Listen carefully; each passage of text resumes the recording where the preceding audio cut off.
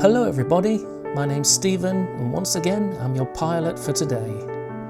Now do you know the name of this space in Manchester? I must admit I didn't know it until I got there to film. Nestled in the vibrant heart of Spinningfields, it's called Hardman Square, and apparently it's an urban oasis that lies between the iconic Ivy, Spinningfields and the bustling Lawn Club. It's positioned amidst the dynamic flow of visitors from Crown Square, Hardman Street and Quay Street.